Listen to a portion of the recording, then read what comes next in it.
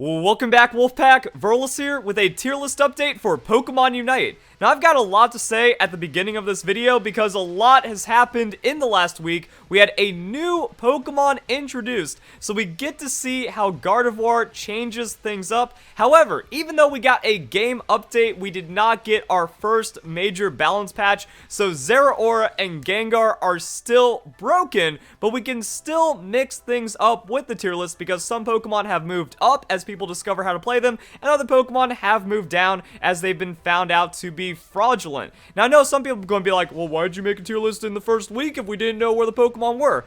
Just look at Super Smash Bros. Melee. That game has had like 100 different tier lists with a lot of major movements for the kind of upper end, and there's been no balance changes. So, yeah, you don't need a major game update to have a tier list update, but I will say, probably not going to do another one until we see some nerfs and buffs for some Pokemon, but this is going to be really good to kind of figure out where the game is moving and how your games are going to play and what Pokemon are optimal. So the first thing I want to do is I want to move Lucario to A+ tier. I put Lucario at a safe B+ because I knew the character was good. I've seen some crazy Lucario pop-offs, but I think the character's floor was kind of low, so it's like, I think that there's a lot of room to fail even for good Lucario players, but then when people started taking it into lane and just 1v2ing, I don't know what happened, I don't know how it happens. The resets on dash abilities and insane damage are just out of control. So yeah, Lucario definitely making its way into the top tier cast of characters,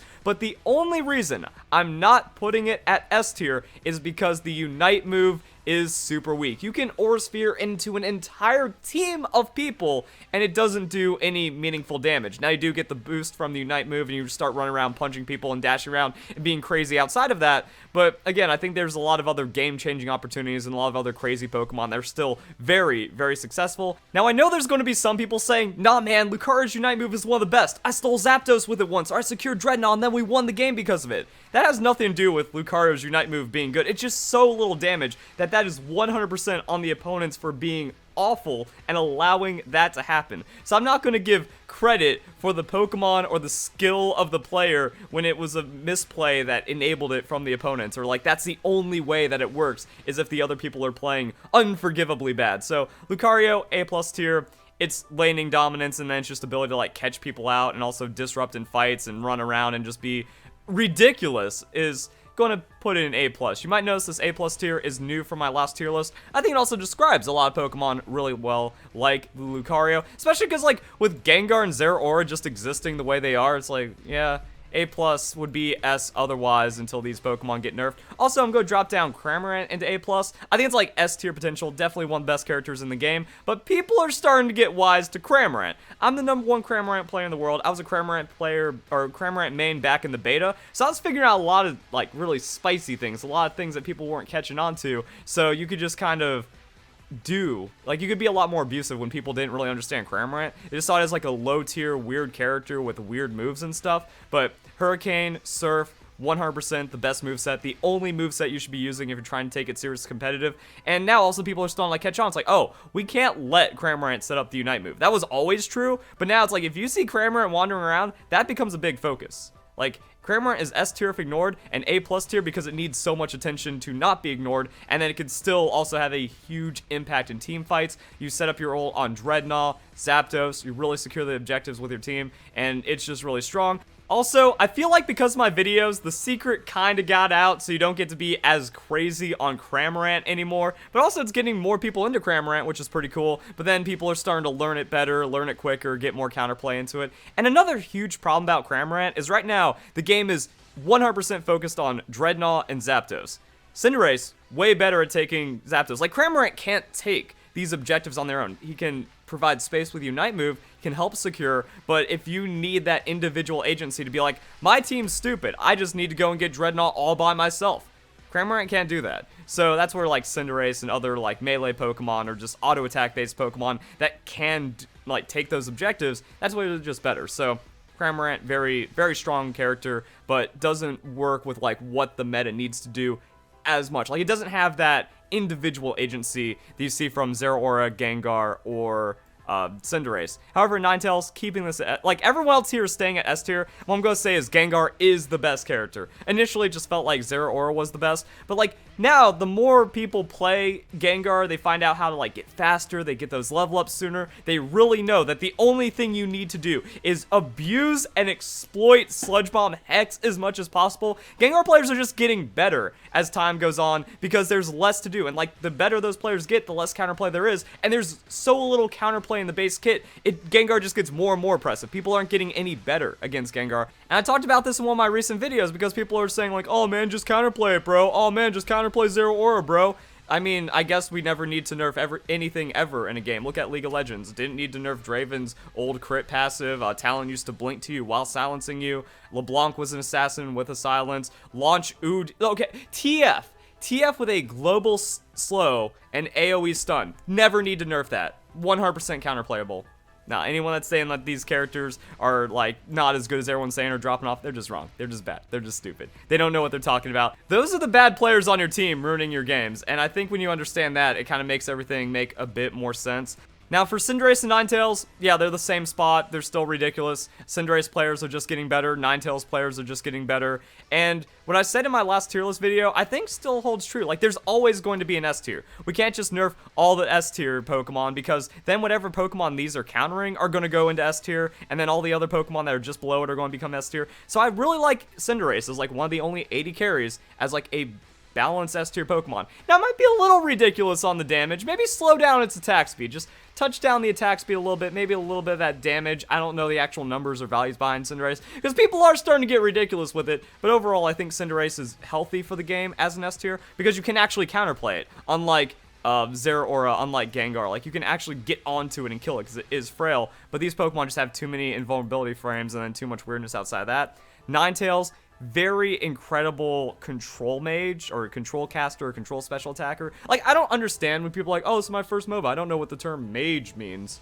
Mage, magic, special attack, caster, casting abilities, casting moves. Like, it all translates even with just some basic comprehension. So, like, yeah, Ninetales, S-tier Ninetales players, like the players in Master or like the really good Ultra players, just the Ninetales gods out there, they show why that character is S-tier, because I don't know how they do it, I don't know what they do. If you've been playing high ranked and you've had Fatal on your team, you know what I'm talking about. Like, the laning of Ninetales just locks out opponents. The team fighting, the mid game, every part of Ninetales just locks people down, and the really good players, it seems like I don't know how there's perma CC there, but they can do it, and they just make it to where nothing is allowed to happen. You don't get to play Pokemon when a good Ninetales player is in the game.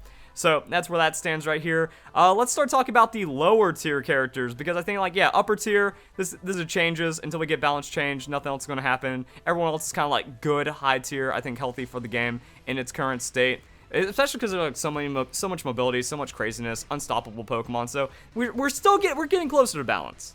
When Zapdos, Gengar, and Zeraora get nerfed, Pokemon Unite is going to be like 10 times better. It's going to be awesome. But yeah, bottom tier. So I've been saying for a while now, the 4 worst characters are Venusaur. Venusaur still D tier. You have no reason, no right picking it in your competitive games if you want to win. It just does everything worse than any other character on this game. Why pick Venusaur? We can pick Gengar. Well, people, like I said that in my last video. I said that in a lot of my videos. People say, well, Venusaur's my favorite. I want to play for fun. If you're playing for fun, stay out of ranked. Otherwise, you are intentionally trolling and losing games by picking Venusaur. Like, Pikachu's just better. You have more damage, more CC, and more range. Oh, but the Solar Beam. The Solar Beam doesn't do anything compared to Gengar doing half your health in one ability. And also, Gardevoir's in the game now. So, Venusaur even less relevant. Slowbro, second worst character.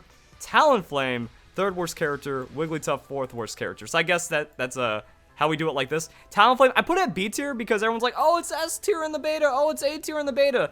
I thought some of that would carry over, but I thought Talonflame was fraudulent back in the beta. I thought Talonflame was fraudulent early on in the start of Pokemon Unite. I just want to give it credit for that discovery. So I gave Talonflame too much credit. I gave Lucario too little credit. That's kind of where this tier list is going. Every other speedster in the game is just better than Talonflame, and that's just because of the current game state. Yeah, people are going to be like, but Talonflame's mobility and Talonflame's damage, it's just insane.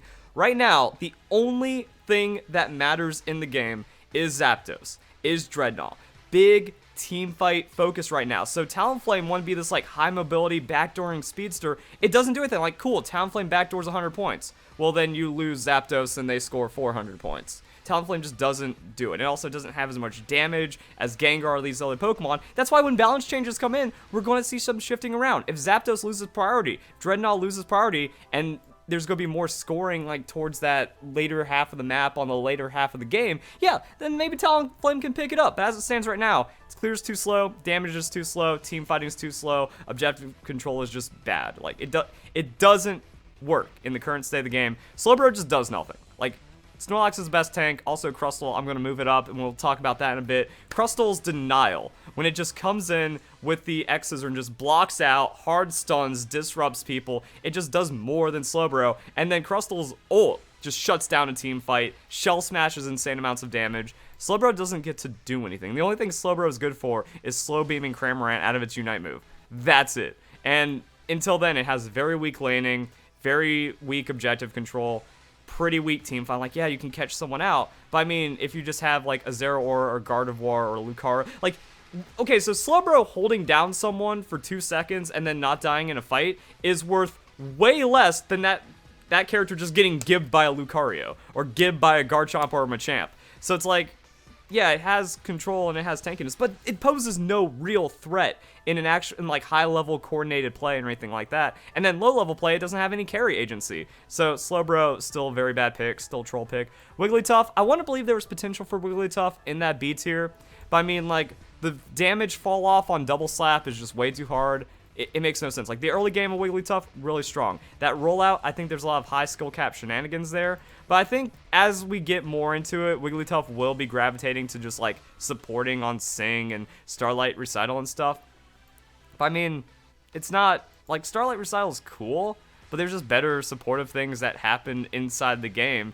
So I mean, like, maybe Wigglytuff goes to B if people, like, only play hard tank, pure support, crazy team fight Wigglytuff. But again, like, why does all that supportive stuff matter when you can just go, like, 5 attack Pokemon and just like one-shot a fight or something, or 4 attack Pokemon in either Snorlax or Eldegoss? That's really all the game boils down to right now, and then you're just doing more than Wigglytuff, and that's costing you Night Move. So the interesting thing is, Charizard just got nerfed because of a bug fix, because Muscle Band was overperforming because it wasn't supposed to proc the passive as much on the auto attacks. So it's like, I guess when that came out, Charizard kind of went to B, but now it's back in C tier because it got fixed. And weirdly enough, that leaves Pikachu as the only B tier character. I feel like that's fair. Everyone else is like so crazy and overperforming or underperforming that Pikachu is just a good pick, but it's not like the most dominant pick. It's not the most overwhelming pick. Like I said, I think it got nerfed from the beta in some kind of way. It's not doing as crazy of damage, but still like long range, really ridiculous CC. A lot of people ask what does CC mean? Crowd control, hindrances,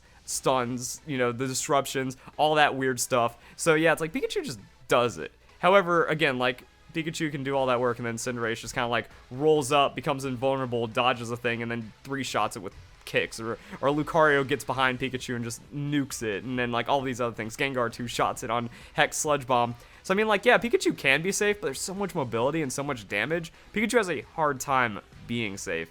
And that's like, oh, well, you put an Eldegoss next to it, or you have Snorlax or Crustle or Slowbro defend for it. That's not where the paradigm of team fights are going right now. So Pikachu, it's good. You can get some space. Also, I think Pikachu does better in low-level play because people want to be aggressive and push up. So Pikachu can just, like, kill people and then snowball and exploit from there, or set up ganks really well. But in high-level play, when it's more reserved, you just don't let Pikachu succeed. And you're allowed, like, that's just how it works. You can just make it to where you don't allow Pikachu to succeed, and it's B tier, so you can get away with not allowing it to succeed. Next up, we got Absol, keeping it B+. Seen some good Absol players. For the most part, you're not going to see a lot of it. Seen some Absol players fall flat. It can have some really good impact. It can have some whatever impact, but it's just, it's alright. Strong. Greninja, maybe a case for A tier. I've definitely seen like A+ tier Greninjas in my game. Also, like, if you get Greninja and Cinderace on the same team, yeah, you have enough damage to make anything happen. But also, it's like Greninja can be kind of slow, kind of underwhelming. That Frogadier Power Trough right as Dreadnought is spawning, it makes the game a little rough. Also, Cinderace, just the better AD carry right now. Now, like, the most ultimate, ultra, limit-tested Greninja mains out there, yeah, they can do some really nasty stuff, but again, that work is kind of spent with other characters. And one thing I keep saying that holds Greninja back is like in all this crazy damage and mobility and all these other things, like Greninja just only has one damaging ability outside of its Unite move. Its Unite move really isn't that insane either because you're vulnerable. You jump into a fight, you might get enough damage, you might get a KO, but then you have to sit there for a half second, just popped. So Greninja's kind of weird in that regard. Crustle, moving that up to B+ tier, kind of talked about it. Never choose Stealth Rocks. Stealth Rocks is trolling. I've seen Stealth Rocks in my game. That's just free loss, free int right there.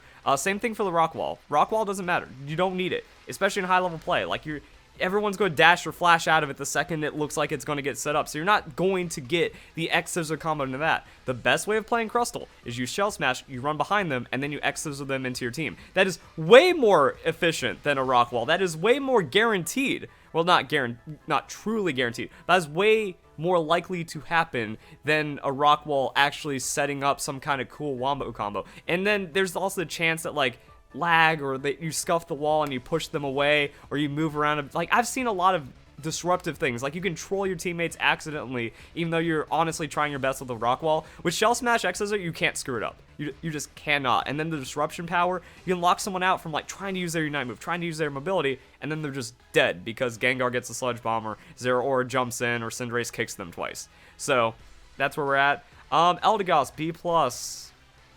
It's like I need an A-, you know. It's somewhere between B+ and A, which is A-, but I'm not going to put just an A- there. I've seen A-tier Eldegoss. I feel like Eldegoss kind of getting A-tier with that Leaf Tornado play. Now they're just like doing more damage than they should.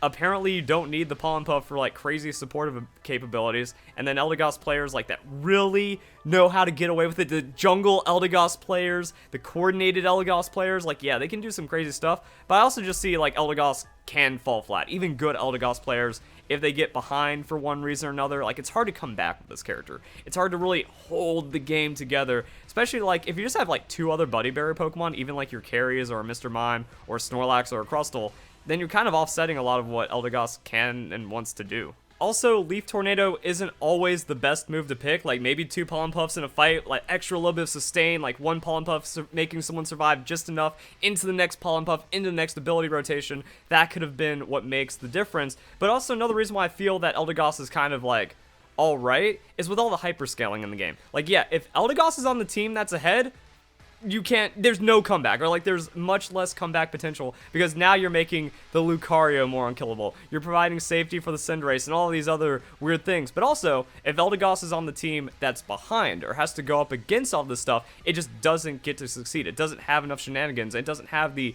incredible durability and survivability that it had back in the beta or whatever other stats got tuned down from it. So I think like that's why it's B+ tier. It's not like you pick Eldegoss and win, like a lot of people are making it out to be. You have to get ahead, and it's harder to get ahead right now. So yeah, if the characters get nerfed, if time to kill gets toned down a bit, then Eldegoss becomes a lot scarier in all situations. But as it stands right now, like it can just be a hindrance for you. And once again, like why not just have Snorlax and shut out a team fight throughout all stages of the game instead of just hoping like, oh, Eldegoss stays with us and then boom, now we're winning. But if you're a 5-stack and you're playing specifically around the Eldegoss and you know the other 4 people aren't going to feed and possibly get ahead because they're so skilled, yeah, then Eldegoss is like A+ S tier in that regard, and that's why it's being picked so much in top 100. But just in general play, it's vulnerable, it has weaknesses. Don't like overly fear or respect the Eldegoss. Just like slap it with Lucario and keep it behind, and then it's useless. Then it's a 4v5. Alright, next up we have A tier, and I'm gonna say Machamp and Garchomp switch places. A lot more people playing Machamp, and a lot more people just realizing how ridiculous submission is, where it's like, oh, level 5, that's a kill. That's just how Machamp works. Or you get into the jungle, you get your level 7, now you're even more ridiculous. Level 9, Unite move, Machamp finally coming online. Like, Machamp coming online sooner and being kind of as crazy with Unite move as Garchomp just works. Like, Machamp is ridiculous. He gets to choose one person, say, you don't get to play Pokemon Unite because I'm going to run you down, I'm going to yoink you out of the team fight, I'm going to just beat you into a pulp. Machamp is the Omni-Man of Pokemon Unite. Now, this could also be because Garchomp has dropped off in popularity, but still, like, secretly really strong or really busted, or once again, like, these two Pokemon just bullying out any other option, and then the mobility of Lucario also making it harder for, like, these Pokemon to really shine as broken as they are. So, I mean, like, keep an eye, like, Garchomp could just one day be S tier.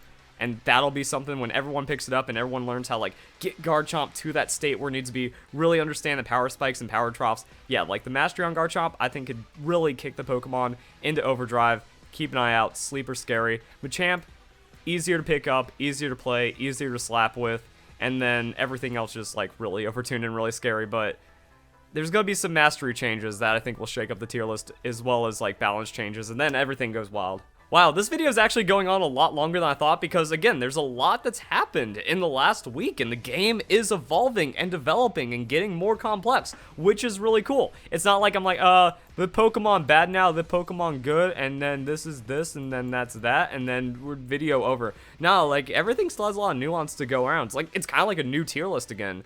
Like, I'm making it for the first time, having to re-explain what Pokemon are doing, because you gotta understand what's going on to really succeed and get better at the game. However, Mr. Mime's the same. Like, A tier, really good Mr. Mime players, they slap lane, there's a lot of synergies there, and they can just, like, carry. It's one of those supportive carries in that the way Mr. Mime multiplies the power of teammates is just insane. And it's not even like it's buffing them. He just sets up the team for so much success. And a really good Mr. Mime player can do it so well, even idiots can succeed because the Mr. Mime is just enabling. Like, you do half of someone's health with the confusion. I have no idea why confusion is doing so much damage on Mr. Mime. Like, that's one of the biggest surprises for me, is that its late game damage is what Wigglytuff's kind of needs to be or something. It's like Wigglytuff needs to get in there and slap. Mr. Mime gets to push you away and then do half your health and damage. But at that point, yeah, even an idiot can, like, click a button on that person and then finish off the team fight. And then, again, Mr. Mime's Unite move, it shuts down entire fights. And, like, good Mr. Mime players,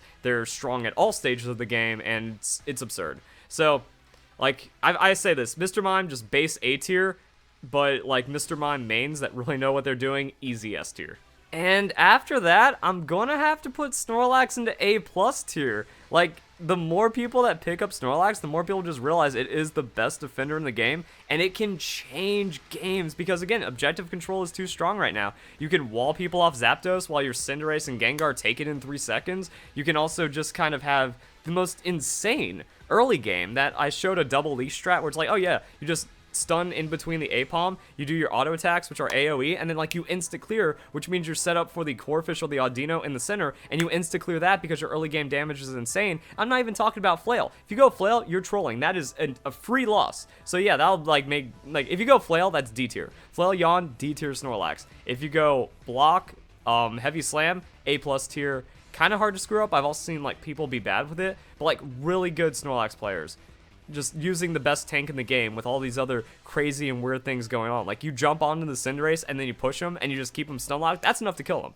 You kind of predict where that Sludge Bomb is going, and you set up the barrier, and then you just kind of bump the Gengar around a little bit and make it not succeed as much as possible. That's Snorlax being crazy. And then, again, the objective control, the Unite move is ridiculous, makes you unkillable. Like, you're about to kill Snorlax, then it Unite moves. That's a knock-up, that's another knock-up, that's a significant amount of damage. That's free ability resets, then Snorlax is going to come out of it with another block and another knock-up.